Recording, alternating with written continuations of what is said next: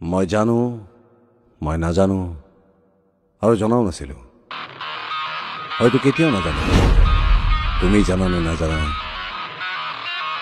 যে মই জানো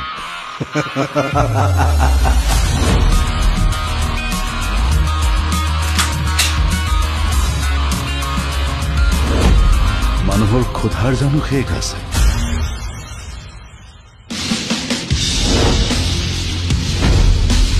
স্বৰ্গদেউ চন্দ্ৰকান্ত সিংহই সকলোবোৰ মূল্যৱান সম্পদ এটা মৈদাম বনাই লুকুৱাই থৈ যায় আৰু সেই গুপ্তধন বিচাৰি এই ঘটনাবোৰ ঘটি আছে আমি বিচাৰিম উদ্ধাৰ কৰিম চৰকাৰক জমা দিম তাৰ পাছতহে আমি কিবা এটা পাম এই বাটত ভয়ংকৰ কাহিনী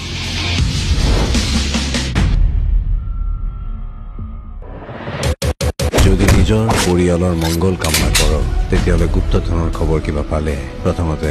মোক জনাবি মই জানো তুমি ৰাম চাহেবক বিচাৰি ফুৰিছা আপুনি কেনেকৈ জানিলে টকাৰ বিনিময়ত মই আংকলৰ কাম কৰোঁ তেতিয়াহ'লে টকাৰ বিনিময়ত তুমি মোৰ কামো কৰি দিব পাৰা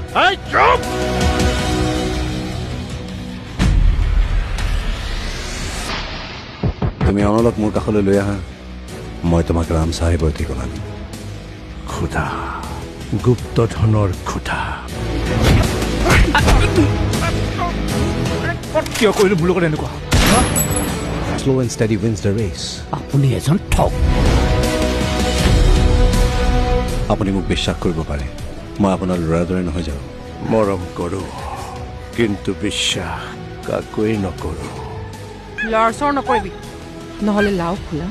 লাটে উৰা আপুনি কাৰোবাক সন্দেহ কৰে শ্যাম মৰিছ এইবোৰ কথা আমাক কিয় শুনাইছে শ্যাম মৰিছাৰক আপোনালোকে চিনিয়ে পোৱা নাই